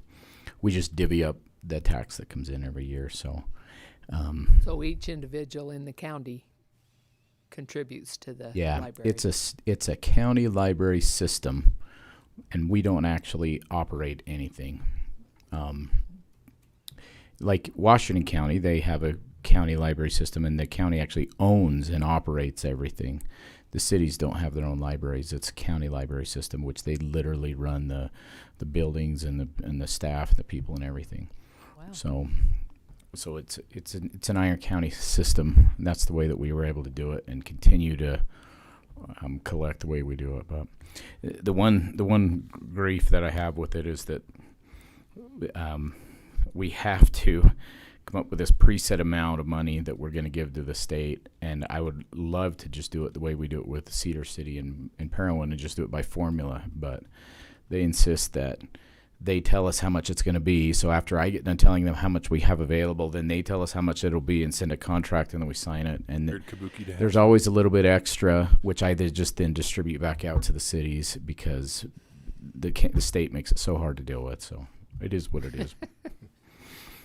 Eventually, they literally could get more money, but we just can't do this dance where we do a contract and then an amendment, and then we have extra money left over, so they have to do a new amendment. We have to do this thing 3 times a year. So the way it is, they just get a flat amount. We give the difference to the cities, and we only have to do this once a year. So we still have to pay them twice. They won't let us even pay them once. We have to split it up. Now, what Dan isn't saying is a few years ago, this required a great deal of effort on his part to get to this much more efficient process, because it was as ridiculous as it is now. It was 4 times worse. It was far worse. Really? Yeah, it was a pain. So Dan deserves some kudos on this one, just because of where we are. Good. So it goes to the state, and then they send it back to Cedar City, or do we send it? No, directly? they actually We're a pass-through. They run the operation. They have the employees and the people and Bookmobile, yeah. But we actually with the levy we send a payment to Cedar City. We send a payment to Cedar and a payment to Parowan and 2 payments to the state. Okay. And then the state runs the Bookmobile. That's good. Their state library director runs it. So, and they're based out of Enoch, which gives them the building, that little old town, old school library. Enoch gives it to them rent free, and it allows it's a repository is what they call it. So it's not officially a library, but it's a repository where the Bookmobile is based out of. But it's, for all intents and purposes, for Enoch, it's a library there. So yeah, that's nice. Which again is one way to cleverly take 2 different funding streams and turn it into a service that Enoch wouldn't otherwise have. Yep. It works good. It's nice. Yeah. It's at a is nice utilized to- homeostasis point. There's a lot of people in and out of that library. A lot of little kids, and Yeah, that's nice. it's a good thing in Enoch. Yep. Should you make a motion? Please. I'll move for approval of the Utah State Library Memorandum of Agreement for Iron County Bookmobile Services for FY 2021 and 2022. We want to include the amount. $130,000. Okay. I second that. It's been moved and seconded. All in favor? I'm sorry. Aye. Did you say 30,000 or 100? Okay. I was going to say. Okay. Sorry. Go ahead. All in favor? Aye. Aye. Move on to number 9. So number 9 is a grant that Casey sent me and said, hey, go ahead and sign this, but you guys have to authorize it first, and you got to sign it. But It is a hoary cress grant. If anybody wants to know what hoary cress is, it's a invasive species. Last year we had it on the books as hoary cross, and I was like, I don't know what that is, and it's not what it sounds like. It was the agenda. We had it misspelled everywhere. So it's in our books, it's in our budgets as hoary cross, but this year he was able to get it. It's $13,200. Hoary cress. It is a grant with Utah Division of Agriculture and Food. I think they spent double that filling out those forms. Oh my gosh. I was going through my packet. It's like 58 pages for a $13,000 grant. And Mike is going to have to initial by every single box on this agreement and then sign at the bottom. You know what you're going to be doing the rest of the day, bud. You know, so this makes a point, right? It's kind of grants are kind of a pain. They just recently came up. This is a perfect example. This just comes across our desk, and here's this grant, and it will allow us to fight this invasive species. Is this a federal grant? Is this a state grant? Well, it says it's the Utah Department of Agriculture and Food, and as you read down in there, it says that this agreement constitutes a grant of state money and or federal pass-through money as defined in Utah State Code, all this stuff. And it doesn't ever say, is it a federal pass-through? I don't know. So we get a bunch of these little stupid grants, and they add up to a lot of stuff. But when it comes to time to do a single audit, we have to say what money was federal and which was state and all this stuff. So here's this small little grant, and I don't know. We'll count it as a state grant because it says specifically, but there's various times it references and or state, compliance with state and federal law and so forth. So anyways, it gets kind of tricky. We're not very beholden and to the feds, with the exception of our PILT money, which if we didn't have federal lands, if they were state lands, or if they were locally owned, we would be collecting taxes on those, and instead we have a payment from the feds. But other than that, we have a bunch of small stuff like this, but it's hard to really exactly put a number on. So that's if anybody has any questions about this, I can't really answer them. It's more Casey's thing, but I told him we needed to bring it to the commission. But what was the money used for? It's to buy chemicals to fight a specific invasive species, hoary cress. And that really is appropriately named. It's appropriately named. I didn't realize it was to buy chemicals. $13,200, and he will fight specifically that invasive species. There was so much paperwork on that thing, I could not even believe it. Yeah. When I looked it up, I guess it's a weed that's really hard on cows, from what I read. That's all I know. Let's fight it. Let's fight it. Hoorah. Their emotion, so we can fight this hoary cress. I will move to fight the hoary cress. No, that's all right. I will move to approve the hoary cress grant for $13,200 for 2021-22. I'll second that. All in favor? Aye. Aye. This meeting's getting out of control. Okay, Mike, I'm going to give you this. Allow me to sign this paper. And do you have a copy? I don't know. Whatever John gave me with a sticky note that says. Sign. All these little. Okay. Let's make sure we've got it. Yeah. Is this? And I got a kid's graduation, so I'm out of here. Is it? Hey, John, is this second page? Is that? I wondered why you so dressed up. No, I'll go dressed pretty down, nice. sitting in the stadium with binoculars. Oh, yeah, no kidding. Congratulations. Oh, it's this. Got him through it. Is that's Casey though, right? Yeah, this is you. Oh. So why don't you hang on to it and here. Or you can work on it. Yeah. Excellent. Okay. Item number 10, discussion possible deferral of taxes for appraiser parcel number A-504-3-23. Yes. Presented by John Whitaker. So I normally have work very closely with these folks seeking these deferrals, and I have not had one conversation with this particular property owner. So I'm going to give you some information, and then I'm going to turn the time over to Nicole because there are some concerns about this particular request.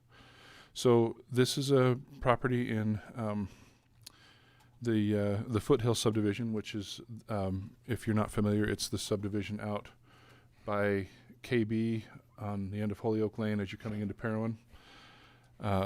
This individual is in arrears $1,512.75, including the fees.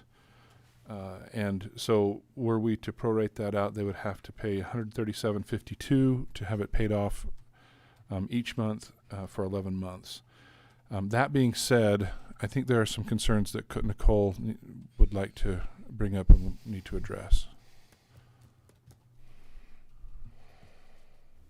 Because I never got a hold of her, or the person.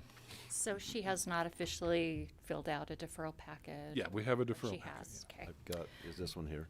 This one right here? Yeah, I just wanted to point out that it is not her primary residence, and we typically have not done a deferral unless it is their primary residence. So it's a recreation property, so I don't know how you feel about that, but just wanted to point out that we have not traditionally in the past done it for recreational property or anything actually that's not a prime residence.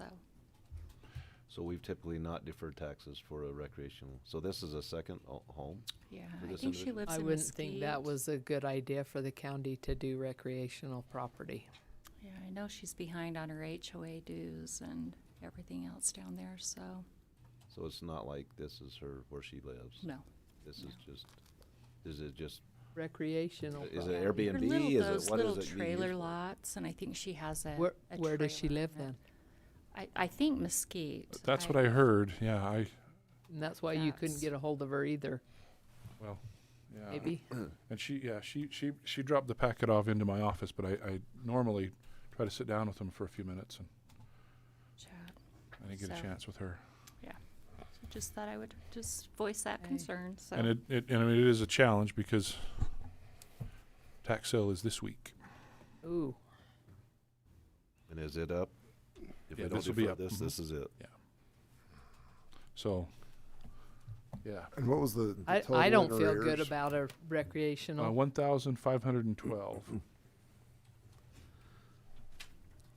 1,000 what? 1512.75,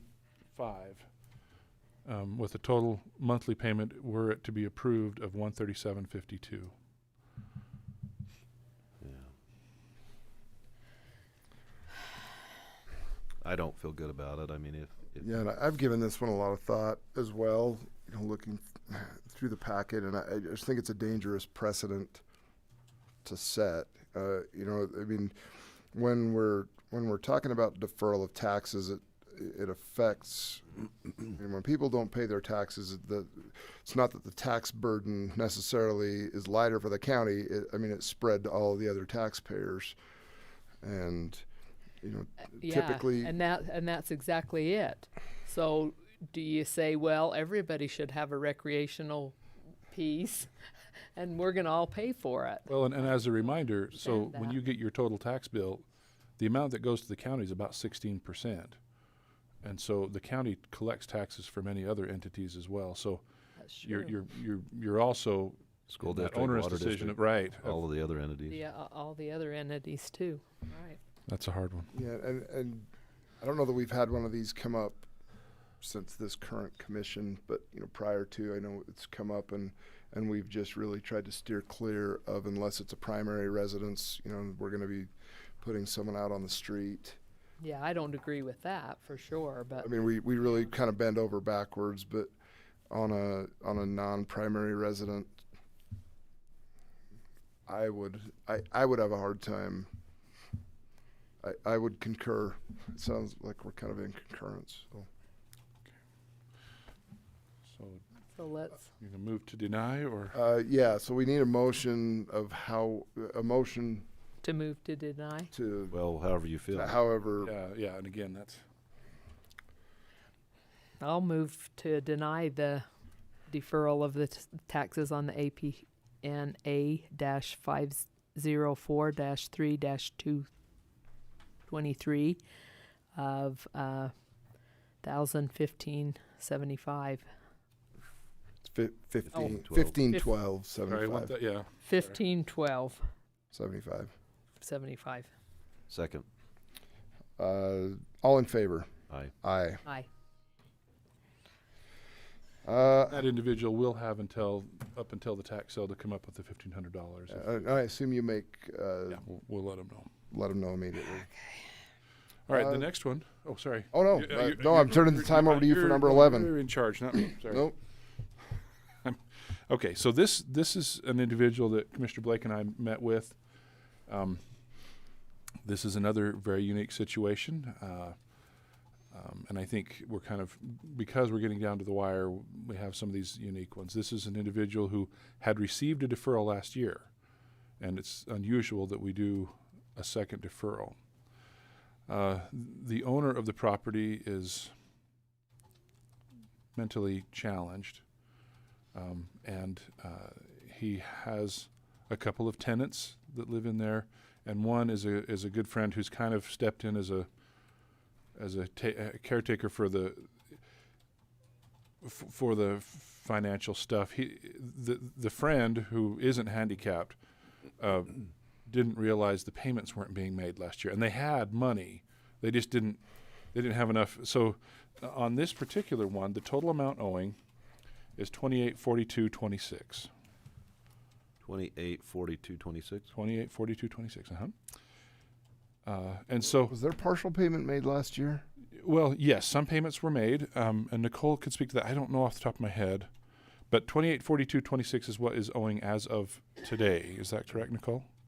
Yeah, they made 4 payments out of the 12. Yeah. So, Okay. A couple of them were not for the full amount. yes, Kind of random. which is why they were behind. But they do have revenue, and so this friend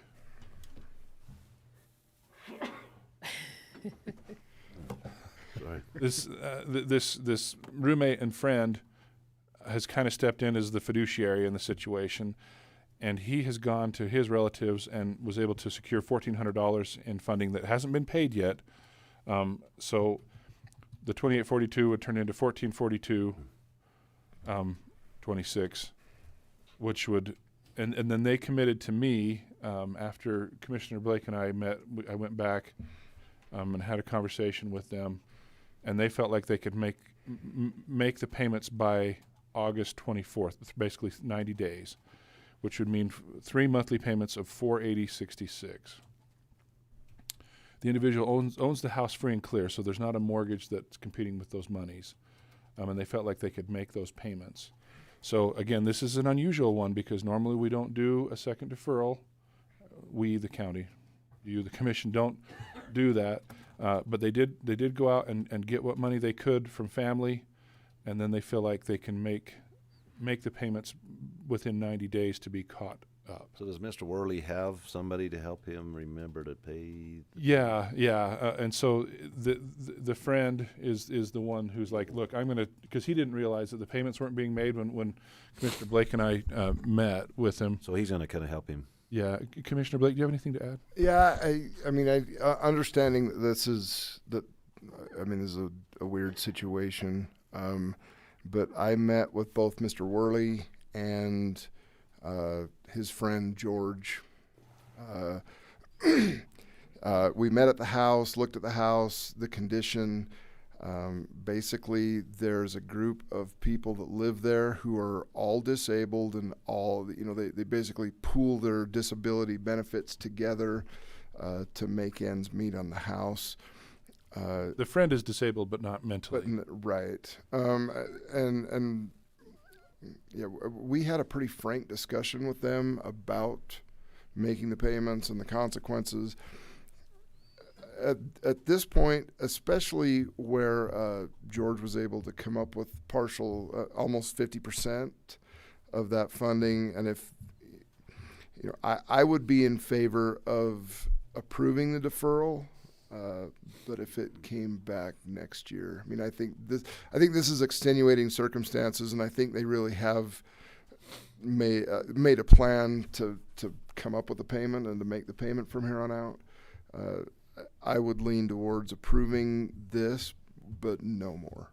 So yeah, and one of the challenges here is the one bit of teeth that the county has is the tax sale. And so they have committed to 90 days, but we have no way to hold them to that.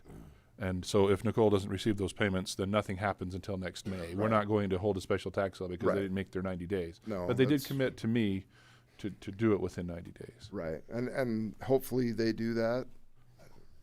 I would say if not, we really don't have any recourse to help Sounds like them. it'd be very unfortunate because there's so many people living there. Yeah, and You know, according to the it's not friend, just it one was just person. they didn't understand, but the friend George gets it, and he and I have been able to text back and forth. I met with him several times, and kind of he was able to get, like I say, secure some funds, which he hasn't paid yet, but that was kind of on my advice. I'm like, look, if you're going to lose the house, don't lose your $1,400 as well. But that's part of the deal. I told him, I says, if you know, I'll present it that way to the commission that, you know, you've secured the $1,400 and that you commit in 90 days to have the balance paid. And so that's where we are. And it is unusual, but like I say, there are some extenuating circumstances. So I'd call for motion if I'll- there's no other discussion. I will move to defer the taxes for APN B-1152-6-15 for Mr. Robert J. Worley. But based on the discussion and Commissioner Blake's recommendation, this might be the last time. Do you want to include details? So, correct me if I'm wrong. So, the total was 2842.26, and then he made a payment of 1442.26. Will, yeah. He will make that. And so Leaving- that leaves 3 payments of 488.66. Was that right? Or 8066. Or 80.66. Okay. So there will be basically there will be a payment of 1442.26 made, and then 3 payments of 480.66. Yeah. Is that correct? To bring them current. So is That did get all the numbers. Yep. Do I have Second. do I have a second? It's been moved and seconded. All in favor? Aye. Aye.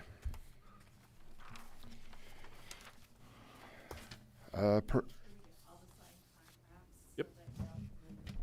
Yeah. No, I sent it to you.